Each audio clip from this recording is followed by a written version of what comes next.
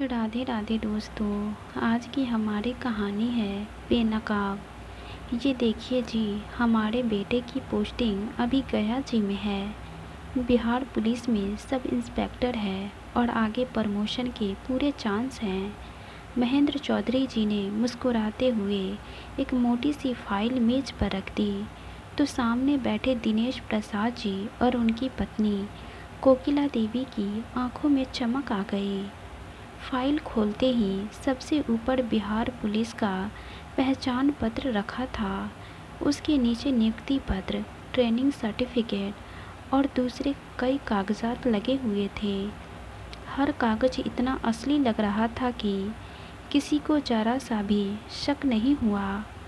दिनेश प्रसाद जी बार बार file के पन्ने पलट रहे थे और हर बार उनका भरोसा और बढ़ता ही जा रहा था। उनकी बेटी काजल भी दूसरे एक कमरे में बैठे सब देख रही थी। वह दिल्ली की एक निजी कंपनी में नौकरी करती थी और उसे लग रहा था कि उसकी ज़िंदगी का सबसे अच्छा रिश्ता सामने बैठा है। उधर लड़का विवेक बड़े आराम से बैठा था। उसके चेहरे पर जरा भी घबराहट नहीं थी। जब भी कोई सवाल पूछा जाता वह बिना रुके जवाब देता।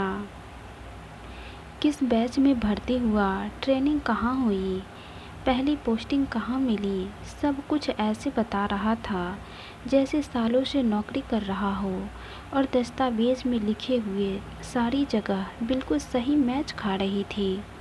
उसकी माँ में भी बीच बीच में गर्व से बोल रही थी, हमारा बेटा बचपन से ही बहुत होनहार था, तभी तो सीधे सरकारी नौकरी निकाल ली। रिश्ता उसी दिन लगभग तय हो गया। 15 लाख कैश, एक सोने की चैन और अंगूठी और एक कार की डिमांड की गई। लड़की वाले थोड़ी देर सोचे, फिर हाँ कर दिए। अगले कुछ दिनों में दोनों परिवारों की बातचीत और बढ़ी। फ़ोन पर बातें होने लगी। काजल और विवेक भी कभी कभी बात कर लेते थे। विवेक हर बार अपनी नौकरी की बातें करता, ड्यूटी की बातें करता। कभी कहता आज रात गश्त पर हूँ, कभी कहता किसी बड़े मामले की जांच में लगा हूँ। काजल को उसकी बातें सुनकर गर्व महसूस होता था।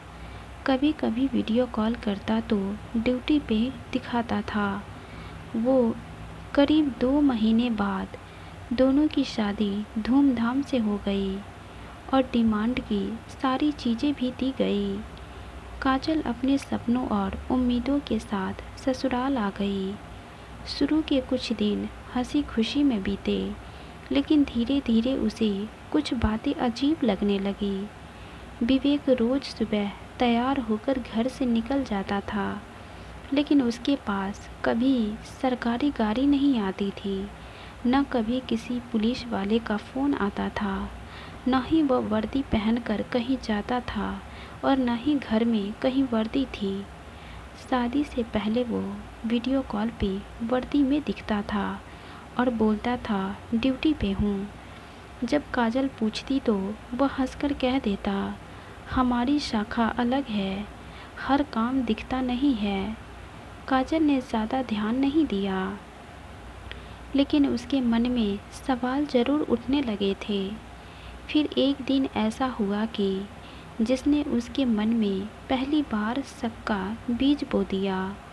उस दिन बाजार से लौटते वक्त काजल की मुलाकात उसके कॉलेज के पुराने दोस्त आदित्य से हो गई। बातचीत के दौरान जब आदित्य को पता चला कि काजल के पति बिहार पुलिस में सब इंस्पेक्टर हैं, तो उसने मुस्कुराकर कहा, अच्छा किस बैच के हैं? मेरा बड़ा भाई भी पुलिस विभाग में है, शायद जानता हो। काजल ने सहजता से विवेक की फ़ोटो मोबाइल में दिखा दी। फ़ोटो देखते ही आदित्य के चेहरे का रंग बदल गया। वह कुछ सेकंड तक फ़ोटो को घूरता रहा, फिर बोला, काजल तुम कह रही हो ये बिहार पुलिस में सब इंस्पेक्टर है? हाँ, क्यों? आदित्य ने गहरी सांस ली और धीमी आवाज़ में कहा, मुझे पूरा यकीन तो नहीं है, लेकिन मैंने इस आदमी को कुछ महीने पहले एक प्राइवेट सिक्योरिटी एजेंसी के ऑफिस में देखा था। काजल के हाथ से मोबाइल लगभग छूट गया। पहली बार उसके दिल में एक ऐसा डर पैदा हुआ जिसे वह चाहकर भी